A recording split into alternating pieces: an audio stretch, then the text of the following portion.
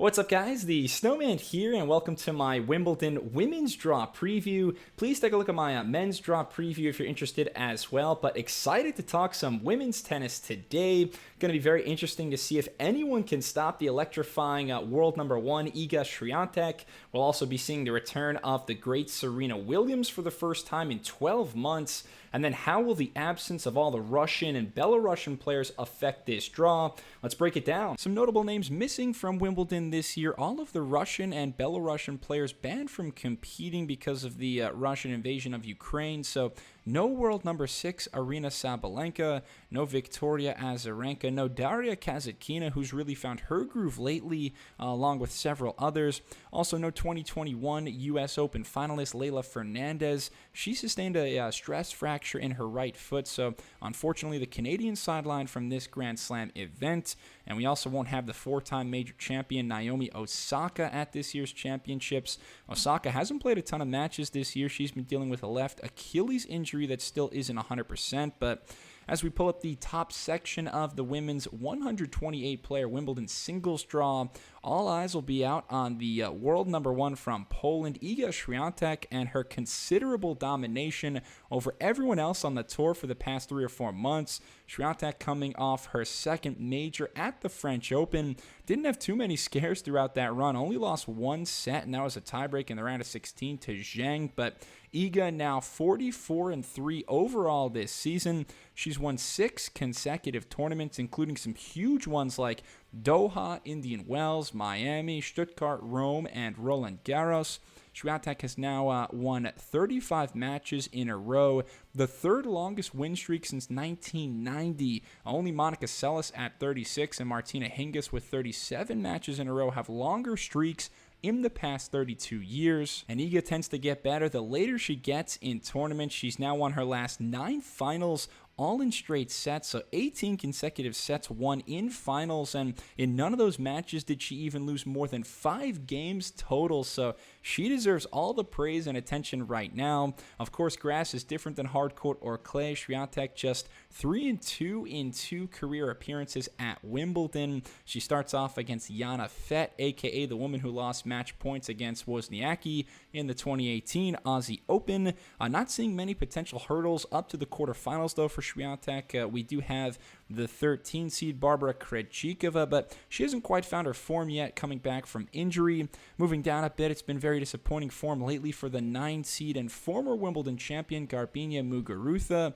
Mugu is 2-6 in her last 8 matches and hasn't won more than 1 match at a tournament since February, so her consistency severely lacking at the moment. That's why I've got 2 names who I think Iga could meet in the quarterfinals. One is the 17 seed Elena Rybakina, big-time server, huge ground strokes, just needs to keep the points as non-physical as possible, end them quickly. And then Bianca Andreescu too. She's looked amazing this week into the final of Bad Homburg, mixing in the slice, playing with more variety again. Of course, number 8 Jess Pegula will like her chances as well, but I think Swiatek's biggest threats in this section are Rybakina and Andreescu. Now this is where the draw gets really interesting. We're in the second quarter, and 3 of the top 5 betting favorites are all in this section. It's definitely the most stacked all-around quarter of the draw, and it's so stacked that the top 2 seeds, number 4 Paula Badosa and 2021 Wimbledon finalist Karolina Pliskova, are kind of the undercard in a way. They're just the appetizers. We've got to pay our respects to the 25 seed, the 2-time former Wimbledon champ Petra Kvitova, into the Eastbourne final this week, looking like herself again. It's been a bumpy road really since the Aussie Open final loss to Naomi for Kvitova, but absolutely thrilled to see her playing that brand of grass court tennis that made her famous again. We also have the 16 seed Simona Halep, who's the 4th betting favorite at this event. Halep withdrawing from Bad Homburg with a neck issue, but I think it's pretty safe to call her the favorite of this top half of Section 2. Just below her is number 11 Coco Gauff, the sensational teenager, fresh off her first appearance in a major final, playing excellent all-around tennis. Coco is the odds maker's 2nd overall favorite after Swiatek. And if you haven't heard, Serena Williams is back. She received a wild card to play at Wimbledon this year. Hasn't played in 12 months since the injury at Wimbledon 2021. Did play a couple of doubles matches with Ons Jabeur this week. So it was nice to see Serena back on the court. But even despite not playing singles in a year and being 40 years of age, the GOAT is the 5th favorite on paper to win the title. I think that speaks to how dominant Serena has been at the All England Club in the past. Hopefully her body holds up for a couple of weeks and we get some vintage highlights from the 7-time Wimbledon champ. Serena versus Pliskova would be fun. They haven't met since the 2019 Aussie Open quarters. That massive victory for Pliskova. And if I'm picking a winner right now from Section 2, it'd probably be Simona Halep, but it's also difficult to ignore the greatness of the 18-year-old Coco Gauff. She might be looking at a 2017 U.S. Open Junior final rematch against her peer Amanda Anisimova in the 3rd round. Maybe not as many A-list headliners in the 3rd quarter of this draw, but still some pretty entertaining tennis to be played. Honestly, my eyes go straight to the 10 seed Emma Raducanu. It's been 12 months now of Raducanu mania since she broke out at last year's championships. So how does she handle the pressure now in her home country as a major champion? She's going to be on center court every day, all the lights and cameras fixed on her. I think it's a decent draw for her. Traditionally, Wimbledon isn't the best major for number 19 Madison Keys, although Raducanu's first-round opponent, Alison van Uytvanck, she's 12-2 on grass this season, has played some lower-level tournaments, but really loves to play on this surface. She's got some history. Van Uytvanck defeating the defending champion, Garbiñe Muguruza, back in 2018. Yes, you've got number 7, Danielle Collins, at the top, but Maria Buskova is a tricky player, great on grass too, volleying, slicing, hitting the ball flat.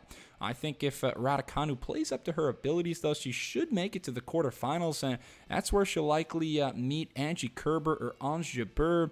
Number 3, Jabeur, coming off a really impressive grass court title in Berlin. The key wins being over Gauff and Bencic. She's serving tremendously well, utilizing the drop shot. If you're wondering about the Jabeur-Kerber head-to-head record, they've only met one time last year at an Aussie Open tune-up, Kerber winning 6-4, 6-4.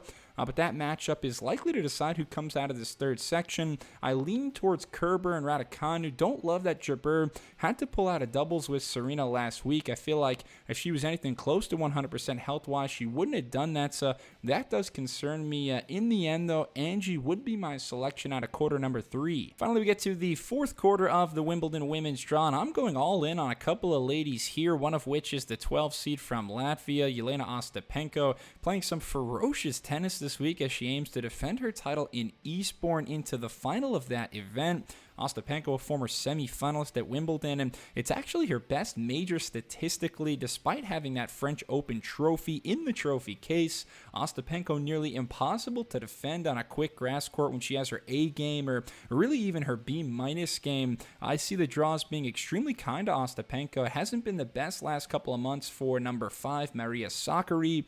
Elsewhere, I always like number 14, Belinda Bencic's chances. You've also got number 2, Annette Kontaveit, but how about the 23 seed Beatriz Haddad Maia, quietly one of the hottest players on tour. The Brazilian playing excellent grass court tennis at the moment. Back-to-back titles in Nottingham and Birmingham, beat some elite players over that span in Sakkari, Kvitova, and Simona Halep.